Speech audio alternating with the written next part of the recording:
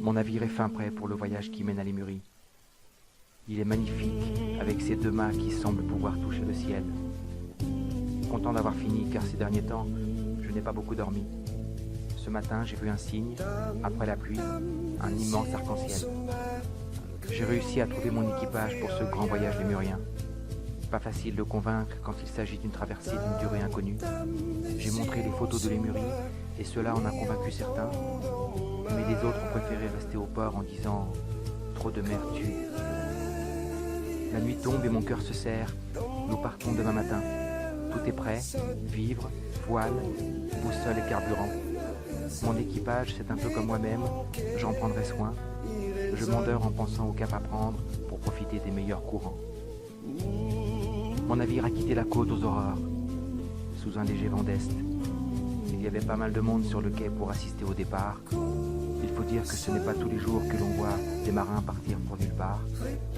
Partir pour Lémurie, c'est un peu partir à la recherche de ce que l'on est. Les courants des grands fonds m'ont conduit rapidement en haute mer. Comme une caresse, les embruns ruissellent sur les voiles et retournent à la mer. Le vent d'est souffle maintenant plus fort, en vent arrière. Tout va bien à bord. Mon navire glisse sur l'eau en laissant derrière lui un sillage éphémère. Toutes les côtes ont maintenant disparu. Je viens de quitter la terre. Mon navire appartient maintenant à l'océan et à ses différentes mers, livré à ses courants, ses vagues, ses tempêtes et ses éclairs. Quoi qu'il puisse arriver, il faudra continuer, je le sais. En mer, il est impossible de faire marche arrière. 17e jour de mer. Je laisse les vents et les courants faire, on verra bien. Les trappes du navire découpent les vagues comme s'il s'agissait de se frayer un chemin. Dans cette immensité bleue, on n'entend que le bruit des vagues sur la coque. On se perd. La mer se referme sur notre passage, effaçant le chemin du retour sur la terre. Mon équipage a le mal du pays, je le comprends, mais le trésor que je lui ai promis agit comme un ferment. Je lui parle souvent des lémuriennes de Lémurie, de ce voyage qui mène à une autre vie. Je ne dis pas tout, un capitaine doit savoir garder certains secrets. Je ne dis pas qu'il faudra savoir se perdre pour pouvoir se retrouver. Je ne dis pas qu'il nous faudra attendre les signes et savoir les interpréter. Je ne dis pas que le temps est notre pire ennemi et qu'il ne cessera d'avancer. 27e jour de mer. Le navire est secoué par une forte tempête. Je réalise notre petitesse dans cette immensité déchaînée. Il faut tenir le cap, je crie pour couvrir le bruit du vent et des vagues qui viennent nous heurter. Mais à quel cap suis-je en train de m'accrocher?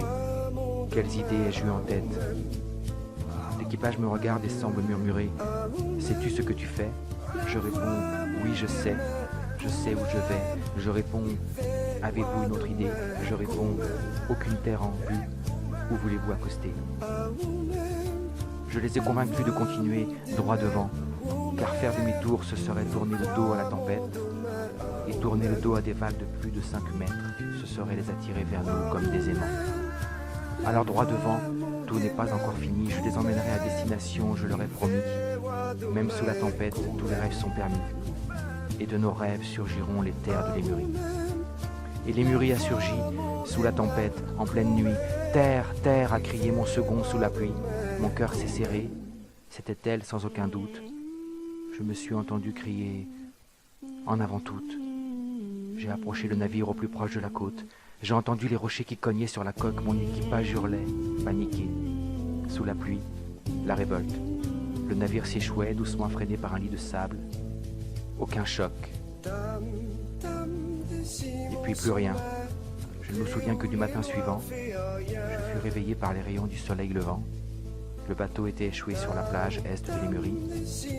Mon équipage était là, épuisé, mais en vie. Aucun de nous n'osait parler, nous avions réussi. Je suis descendu le premier sur la plage de Lémurie. J'ai senti le sable fin sous mes pieds meurtris. J'ai chuchoté « Bonjour à toi, Lémurie ». Et Lémurie a souri.